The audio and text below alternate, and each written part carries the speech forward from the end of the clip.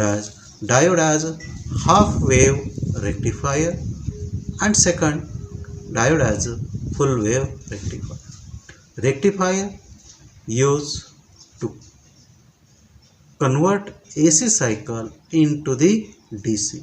So alternating current can be converted into direct current. So alternating current, that means alternately changes positive, negative, positive, negative. Such cycle is called as AC circuit or AC voltage or alternating current. And we require, for the working of some devices, we required steady voltage like 5 volt or 6 volt. This steady voltage we require. So for that we convert this alternating voltage into the positive voltage, steady positive voltage. And first step as a rectifier. In rectifier we use a transformer having a primary P1 and P2. So whatever the voltage supplied in our house, that is AC voltage, continuously changes positive, negative, called as AC main supply, which is a 230 volt supplied by the Maharashtra State Electricity Board to your house. Most of our devices work on 5 volt or 6 volt voltage. So to convert this 230 volt into 5 volt, we use this transformer. So to the primary we applied 230 volt, and across the second coil called as secondary we get a 5 volt voltage, which is a continuously changing again alternate voltage. आपल्या घरामध्ये MSCB मार्फत जो काही voltage येतो ते म्हणजे 230 volt येतो आणि हे सतत बदलणारं असतं. पॉझिटिव्ह निगेटिव्ह या पद्धतीने सतत चेंज होत असतो. पण बरेचसे साहित्य आपल्या घरातील 5 व्होल्टवर वर्क होतात. मग हे 230चं रूपांतर 5 व्होल्टमध्ये करणं गरजेचं होतं आणि त्यासाठी आपण वापरणारं हे डिव्हाइस त्याला म्हटलं जातं ट्रान्सफॉर्मर.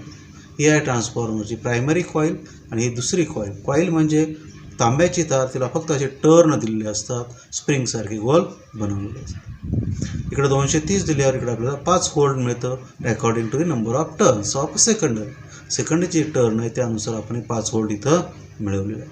हे 5 व्होल्टसुद्धा बदलणार आहे. पॉझिटिव्ह निगेटिव्ह या पद्धतीने व्होल्टेज बदलणार आहे. Now is apply this 5 volt alternating current to the diode. आता हे अल्टरनेटिंग करंट आपण डायोडला वापरणार आहोत आणि डायोड कसा ऑन होईल ऑफ होईल ते आता पाहणार आहोत.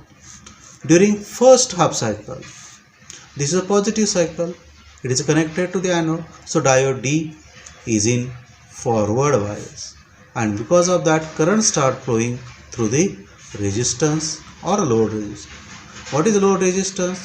Load resistance, that means remaining circuit of a radio or a TV or etc. Its total resistance is known as load resistance. याच्या पुढे आपण रेडिओचं किंवा टीव्हीचं जे काही इतर सर्किट जोडलं जातं त्याला म्हणलं जातं, त्याचा जो एकूण रेजिस्टन्स आहे त्याला म्हणलं जातं लोड रेजिस्टन्स. आणि याच्या भोवती जे व्होल्टेज मिळणार आहे त्याला म्हणलं जातं आउटपुट व्होल्टेज. म्हणजे ह्या अर्ध्या पॉझिटिव्ह सायकलच्या वेळेला या डायोडचा ॲनोड पॉझिटिव्हला जोडला गेला म्हणून डायोड हा ऑन झाल्यामुळे यातून करंट फ्लो व्हायला सुरुवात झाला आणि आउटपुटला आपल्याला व्होल्टेज मिळायला सुरुवात. ज्या वेळेला हे दुसरं निगेटिव्ह सायकल येईल त्यावेळेला हा रिव्हर्स बायसमध्ये जाणार, कारण की ॲनोड हा निगेटिव्हला जोडला गेला, हा रिव्हर्स झाला म्हणजे ऑफ झाला आणि हा ऑफ झाला की इथं आता आपल्याला करंट मिळणार नाही किंवा व्होल्टेज मिळणार नाही. यास पुढचं सायकल येईल तिसरं, परत हे पॉझिटिव्ह असेल, हे पॉझिटिव्ह आलं की हा फॉरवर्ड बायसमध्ये जाईल, याचा ॲनोड हा पॉझिटिव्हला जोडला गेल्यामुळे फॉरवर्ड झाला की परत आउटपुटला व्होल्टेज. परत चौथं निगेटिव्ह येईल, हा रिव्हर्स बायस होईल, आउटपुटला व्होल्टेज मिळणार. So this is alternating voltage. Alternately, for positive cycle we get output voltage, for negative we does not get output voltage. This can be shown in a waveform. हेच आता S1च्या ठिकाणी असणारं waveform इथं काढली मी. पहिलं सायकल, दुसरं cycle, तिसरं cycle, चौथं सायकल, पाचवं सायकल. ज्या ज्या वेळेला पॉझिटिव्ह होईल त्या त्या वेळेला डायोड D ऑन होईल आणि आउटपुटला आपल्याला व्होल्टेज मिळेल या पद्धतीने. ज्यावेळेस निगेटिव्ह सायकल येतं त्यावेळेस हा रिव्हर्स बायसमध्ये जातो, म्हणजे D ऑफ राहतो आणि आपल्या आउटपुटला व्होल्टेज मिळत नाही. परत हा पॉझिटिव्ह झाला, D ऑन होईल आणि आपल्याला आउटपुटला व्होल्टेज मिळेल. ज्यावेळेस हा निगेटिव्ह होईल हा ऑफ राहील, D ऑफ राहील, कारण तो रिव्हर्स बायसमध्ये जाईल. हा परत इथं फॉरवर्ड बायसमध्ये येईल आणि ऑन होईल. मी फक्त पॉझिटिव्ह सायकलच्या वेळेला आपल्याला आउटपुटला व्होल्टेज मिळतं, डायोड D ऑन होतो आणि निगेटिव्हच्या वेळेला तो ऑफ राहतो, म्हणजे काही मिळत नाही. म्हणून याला म्हटलं गेलं हाफ वेव्ह रेक्टिफायर. तरी आपल्याला पाहिजे असं स्टेडी हे मिळालेलं नाही, ते मिळण्यासाठी आपल्याला पुढचं साहित्य वापरावं लागतं. पण हाफ वेव्ह रेक्टिफिकेशन याला का म्हणतात, तर फक्त पॉझिटिव्हच्या वेळेला आपल्याला आउटपुटला व्होल्टेज मिळतं, निगेटिव्हच्या वेळेला मिळत नाही. इनपुट निगेटिव्ह असेल तर आउटपुटला काही मिळत नाही. Explain over the diagram that is written here. Observe the diagram or write down by pausing the screen. You have to pause the screen and write down the notes already explained.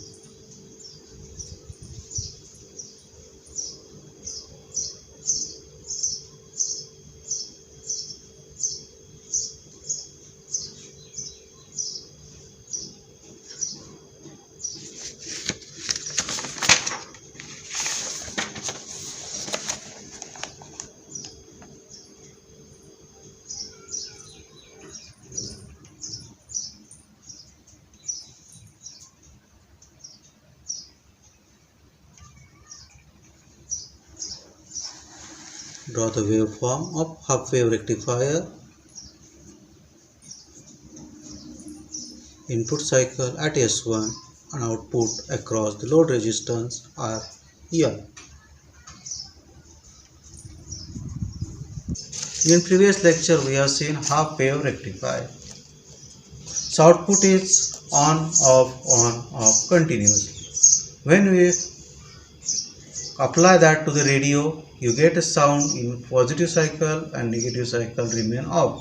So you cannot get a clear sound or clear output. So such type of half wave rectification is not useful in this case.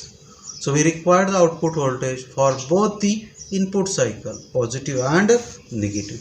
For this input cycle positive and negative, we must get the output voltage. मी मागच्या याच्यामध्ये पाहिलं की आपण फक्त पॉझिटिव्हच्या वेळेला आपल्याला आउटपुटला voltage मिळालं, निगेटिव्हला तर बंद राहिलं. अशा याच्यामध्ये सर्किट तुमचं किंवा साहित्य तुमचं व्यवस्थित वर्क होणार नाही, सलग चालू राहणार नाही, चालू बंद असं खंडित राहील. मग ते हाफ वेव्ह रेक्टिफायर व्यवहारात वापरणं चुकीचं ठरायला लागलं आणि मग नवीन साहित्य पुढं आलं ज्याला म्हटलं गेलं फुल वेव्ह रेक्टिफायर. म्हणजे पॉझिटिव्ह असेल त्यावेळेला आउटपुटला व्होल्टेज मिळायला लागलं, निगेटिव्ह असेल त्यावेळेला आउटपुटला व्होल्टेज मिळायला लागलं. मग मागच्या सर्किटमध्ये थोडा बदल केला गेला. So we have applied 230 volt to the primary. Across secondary we have taken 5 volt. But the secondary transformer taken from the centre of secondary of a transformer, we removed one more wire called as a center tapping of the transformer. Means ट्रान्सफॉर्मरची जी secondary coil आहे त्याच्यामधून दोनच terminal घेण्याऐवजी अजून एक मधून एक तिसरं टर्मिनल काढलं गेलं, त्याला म्हटलं जातं सेंटर टॅपिंग. S1 जवळ जो वेव्हफॉर्म येणार आहे त्याच्या अपोजिट वेव्हफॉर्म S2ला येणार आहे. इकडं पॉझिटिव्ह असेल तर इकडं निगेटिव्ह येईल, इथं निगेटिव्ह असेल तर इथं पॉझिटिव्ह येईल, इथं पॉझिटिव्ह असेल तर परत निगेटिव्ह. म्हणजे इथं जो काय वेव्हफॉर्म त्याच्या अपोजिट वेव्हफॉर्म S2च्या तिथं तुम्हाला बघायला मिळणार. मागच्या वेळेस तसंच होतं. मग आता आपण याचं ॲक्च्युअल वर्किंग बघू. Wien the S1 is a positive, at that time S2 is a negative. S1 is a positive, anode of diode D1 connected to the positive, so it is in forward bias. Anode of diode D2 connected to the negative, so it is in a reverse bias. So diode D1 is a forward bias, that is on condition, current start flowing in this way and goes to the load resistance and we get the output voltage. Diode D2 is off, so no current flow through the diode D2. So during this positive cycle current start flowing to the D1 and D2 remain off. During the negative cycle of S1, diode D1 connected to negative, anode of diode D1 connected to negative, so D1 is in reverse bias, but S2 is a positive, anode of D2 connected to the positive, so it is in forward bias, and now the current start flowing to the D2 and does not flow to the D1. So D2 is on condition, D1 is off condition, and because of D2 on, current start flowing through the load resistance and we get a output. So this process go on repeating again and again. ज्यावेळेला S1 positive असतं त्यावेळेला S2 negative असतं. S1 positive झाला, diode D1चा anode पॉझिटिव्हला जोडला गेला, D1 forward बायसमध्ये गेला, म्हणजे चालू झाला. इथून करंट आता चालू झाला. ज्यावेळेला S2चा त्याच वेळेला S2चा टर्मिनल काय असतं तर निगेटिव्ह हाफ सायकलला असतं, D2 रिव्हर्स बायसमध्ये असतो, यातून करंट जात नाही, म्हणजे इकडून करंट येतो आणि असा जातो आणि आउटपुटला आपल्याला व्होल्टेज. ज्यावेळेस S1चं टर्मिनल हे निगेटिव्ह होतं त्याच वेळेला S2 पॉझिटिव्ह होतं.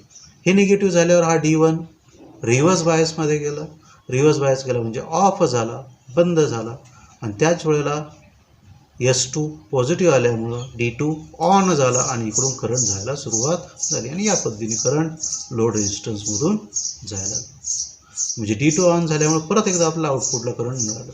जरी इथं निगेटिव्ह असलं तरी इकडचं पॉझिटिव्ह झाल्यामुळं करंट किंवा व्होल्टेज मिळायला लागलं. पुढची सायकल परत S1 पॉझिटिव्ह होणार, D1 ऑन होणार आणि S2 निगेटिव्ह होणार, D2 ऑफ होणार. D1 ऑन झाल्यामुळे इकडून असा करंट जाईल आणि आउटपुटला व्होल्टेज मिळणार आहे. ही प्रोसेस रिपीट होत जाणार आहे. ही इथं खाली वेव्हफॉर्मच्या रूपात तुम्हाला दाखवतो. ही S1चा वेव्हफॉर्म. त्याच वेळेला S2चा उलटा असणार आहे. इथं पॉझिटिव्ह तिथं निगेटिव्ह आलं, इथं निगेटिव्ह तिथं पॉझिटिव्ह आलं, इथं परत पॉझिटिव्ह निगेटिव्ह आलं, निगेटिव्ह तर पॉझिटिव्ह आलं, याच्या अपोजिट, S1च्या अपोजिट. मग हा ज्यावेळेस येईल पॉझिटिव्ह त्यावेळेला D1 ऑन होतो आणि D2 ऑफ राहतो, म्हणून आपल्याला आउटपुटला व्होल्टेज या पद्धतीने मिळतं.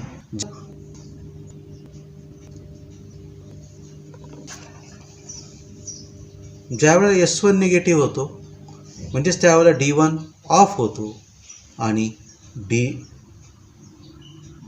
S2 पॉझिटिव्ह झाल्यामुळं D2 ऑन होतो आणि D2 ऑन झाल्यावर परत एकदा आउटपुटला voltage.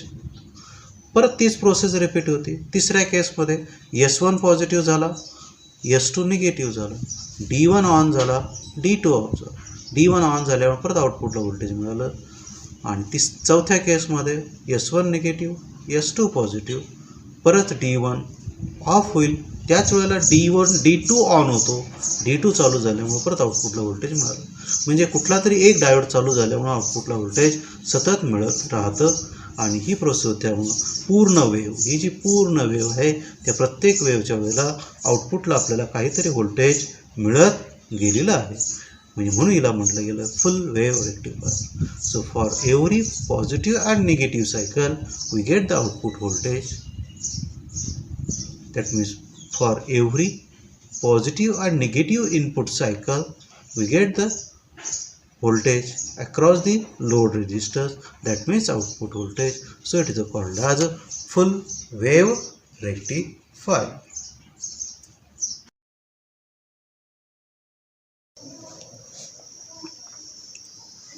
Pause the screen, write down the notes, whatever previously explained, that all is given in this note. Write down all notes properly, read one time, see the video again and again. You get clear idea about the working of full wave rectifier.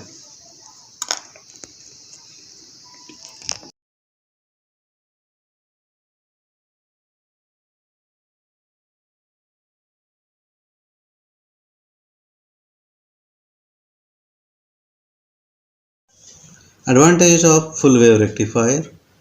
Rectification takes place in both the cycle of the AC input.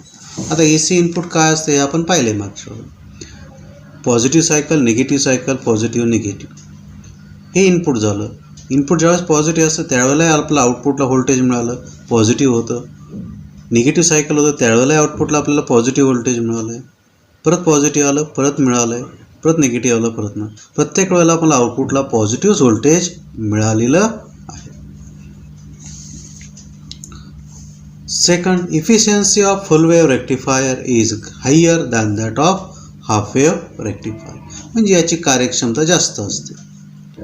The ripple in the full wave rectifier is less than that of half wave rectifier. आता ripple म्हणजे काय हे पहिल्यांदा बघू. The output of rectifier consists of a small fraction of AC component along with a DC called the ripple. म्हणजे काय, जे काय आउटपुट तुम्हाला मिळतं रेक्टिफायरचं त्याच्यामध्ये काही AC कॉम्पोनंट प्रेझेंट असतात. हे आता इथलं आउटपुट आहे, म्हणजे इथं मिळायला आपल्याला आउटपुट आहे. या आउटपुटमध्ये बघा, हे हायर गेल्यानंतर असंच हायर राहिलं का नाही, परत हे खाली डिक्रीज झालं, परत इन्क्रीज झालं, परत डिक्रीज झालं, परत म्हणजे हा जो काही कमी जास्तपणा इथं आलेला आहे म्हणजे हा AC त्या ठिकाणी प्रेझेंट आहे. हे तसं नको होतं, आपल्याला सरळ व्होल्टेज पाहिजे होतं पण तसं मिळालेलं नाही. हा AC कॉम्पोनंट म्हणजेच रिपल आहे आणि तो आता आपल्याला काढून टाकायचा आहे. आणि त्यासाठी आपण पुढचं नवीन सर्किट त्यात जोडणार आहोत किंवा मग नवीन साहित्य त्याच्यामध्ये जोडणार आहोत, ज्याला म्हटलं होतं filter circuit. The output of rectifier does not have a steady value. म्हणजे व्होल्टेजची स्टेडी व्हॅल्यू आपल्याला मिळत नाही. A rectifier circuit is used to remove the ripple or AC component from the output of a rectifier. Rectifier जो तुमचा आहे या रेक्टिफायरमधून आपल्याला जो काय हा आउटपुट मिळाला आहे त्यातील हा AC कॉम्पोनंट हा जो आहे हा काढून टाकण्यासाठी आपण याचा वापर करणार आहोत. यासाठी काय वापरतो, यासाठी आपण फक्त एक कॅपॅसिटर या ठिकाणी टाकतो. कशाला, लोडला पॅरललमध्ये हा कॅपॅसिटर टाकला जातो. हा कॅपॅसिटर टाकल्यानंतर या लोडच्या बाजूला सुरुवातीला जसं मला हे आउटपुट मिळालं होतं ते बदलतं आणि ते बदलून आता आपल्याला हे अशा पद्धतीचं आउटपुट मिळतं. म्हणजे हा खाली जाणारा भाग इथं गाळला गेलेला आहे. बघा इथून एकदा वर गेलं, हे हायरला गेलं, परत इथपर्यंतच खाली आलं, पूर्ण खाली आलेलं नाही, परत हायरला गेलं, परत खाली आलं, परत हायरला. हे का झालं, ड्युरिंग द पॉझिटिव्ह सायकल, ज्यावेळेस याची पॉझिटिव्ह सायकल येते म्हणजे ही सायकल ज्यावेळेस येते ही हायर सायकल, त्यावेळेला हा कॅपॅसिटर चार्ज होतो. कॅपॅसिटर स्टोअर दी चार्जेस आणि व्हेन इट स्टार्ट फॉलिंग, आता ज्यावेळेस हे फॉल व्हायला सुरुवात होते, खाली यायला सुरुवात होते, तर हा कॅपॅसिटर त्याने जे काही चार्ज पहिल्यांदा गोळा केले होते ते परत देतो, म्हणजे डिस्चार्ज व्हायला लागतो. म्हणजे लोडमधून तुम्हाला परत करंट बघायला मिळतो. ज्यावेळेला तुमचं याचं आउटपुट हायरला येतं, हाय व्हॅल्यूला येतं, त्यावेळेला हे इथे एपर्यंत गेलं आणि हे ज्यावेळेस फॉल व्हायला लागतं, खाली यायला लागतं, त्यावेळेला कॅपॅसिटरमधून आपल्याला चार्जेस परत लोडकडे मिळतात आणि मग हे थोडंसं खाली आलं की लगेच कॅपॅसिटरमधून चार्जेस बाहेर आल्यामुळं परत हा लगेच वर जायला सुरुवात होतो. ही प्रोसेस तुमची रिपीट होत राहते आणि मग याच्याभोवती आपल्याला अशा पद्धतीचं जवळपास कॉन्स्टंट व्होल्टेज मिळतं. अजून पूर्ण कॉन्स्टंट नाही, थोडंसं तरी खाली आलेलं आहे, तेही आपल्याला नंतर काढून टाकायचं. The DC voltage of the rectifier output is applied across the capacitor. म्हणजे कॅपॅसिटर भोवती ते रेक्टिफायर नंतरचं व्होल्टेज दिलेलं आहे.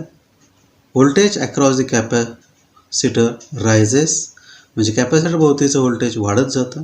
Capacitor gets a charge to a point A, म्हणजे कॅपॅसिटर एपर्यंत तुमचा चार्ज होतो. When rectifier voltage begin to decrease, capacitor start discharging through the load resistor and voltage across the load decreases slightly up to point B and next peak value charges capacitor immediately up to the C. म्हणजे हा B पर्यंत येईपर्यंत लगेच पुढचं positive higher cycle येतं आणि capacitor परत charge व्हायला सुरुवात होते. This process repeated again and again. Output of filter is unregulated DC voltage. Filter नंतर मिळालेले आउटपुट मला पूर्णपणे रेग्युलेट म्हणजे एकसारखं कॉन्स्टंट मिळालेलं नाही, थोडंसं किंवा खाली येतं आहे.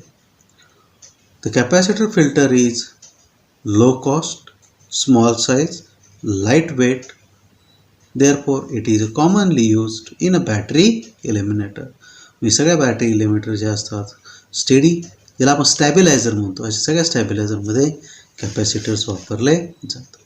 आपल्याला अजून पूर्णपणे स्थिर व्होल्टेज मिळालेलं नाही. किंवा आउटपुटचं व्होल्टेज इनपुटचं बदललं की आउटपुटचं व्होल्टेज बदलतं. त्यावरून पॉवर सप्लायचे मग 2 प्रकार पडले. There are 2 types of power supply, unregulated power supply and regulated power supply. First we say unregulated. The power supply whose output changes when the load is connected across it. ज्याच्या आउटपुटला जे voltage आपल्याला समजा 5 volt मिळणार पाहिजे होतं, पण तुम्ही तिथं जर एखादं साहित्य जोडलं, म्हणजे ज्याला लोड आपण म्हणतो, ते जोडलं की त्या आउटपुटचं 5 न राहतं ते 4 होतं, 3 होतं, तर व्होल्टेज कमी होतं. ते असेच सप्लायला म्हणतात अनरेग्युलेटेड. रेग्युलेटेडमध्ये काय होतं? Wien the output of power supply remain steady even after connecting the load. म्हणजे फिल्टरनंतरचं व्होल्टेज जर 5 असेल आणि त्याच्यानंतर तुम्ही एखादं साहित्य जोडलं, मग ते मोबाईल असेल किंवा तुमचा रेडिओचा असेल किंवा इतर काही असेल, त्यांचे सर्किट्स असतील, त्यावेळेला ते 5 व्होल्ट तसंच स्थिर राहत असेल, त्याच्यामध्ये कमीपणा येत नसेल, तर त्याला म्हणतात regulated power supply. Zener diode, photo diode, solar cell, light emitting diode are the special purpose diode. When reverse bias voltage of ordinary diode is increased, ordinary म्हणजे साधा PN जंक्शन डायोड जो असतो आपला, या साध्या PN जंक्शन डायोडचा रिव्हर्स बायसचं व्होल्टेज वाढवलं कुठपर्यंत? Beyond certain voltage comma the reverse current increases suddenly. म्हणजे ठराविक व्होल्टेजपेक्षा ते जास्त, ज्याला क्रिटिकल व्होल्टेज आपण म्हणतो, त्यापेक्षा जास्त वाढवलं तर रिव्हर्स करंट एकदम वाढतो. आणि this critical voltage is called as reverse breakdown voltage. When this reaches or it is greater than applied voltage is greater than critical voltage, then in a reverse bias to the PN junction diode, then PN junction diode get damaged. म्हणजे लावलेलं voltage critical व्होल्टेजपेक्षा जास्त झालं reverse बायसमध्ये, तर तो diode तुमचा खराब होऊन जातो. आता आपण पाहिलं होतं की हे सर्किट, जिथं ट्रान्सफॉर्मर, हे 2 डायोड वापरल्यानंतर आपल्याला मिळाली ही वेव फॉर्म, आणि त्यानंतर आपण टाकला होता कॅपॅसिटर ॲज अ फिल्टर. आता ह्या कॅपॅसिटरच्या अक्रॉसमध्ये आता आपल्याला अजून एक साहित्य टाकायचं, ज्याला म्हटलं जाईल जीनर. तो अशा पद्धतीने जोडला की मग तुम्हाला जे व्होल्टेज मिळणार आहे ते म्हणजे कंटिन्युअस स्टेडी 5 व्होल्ट तुम्हाला मिळणार आहे. याचं रूपांतर आता याच्यात होणार आहे. आधी इथं तुमचं थोडं वेगळं झालं होतं. इथं कसं झालं होतं? हायरकडून खाली आला, परत वर गेला, परत खाली आला, परत असं झिकझॅक आलं होतं. पण आता याच्यानंतर मिळणारं हे तुम्हाला फुल प्लेन मिळणार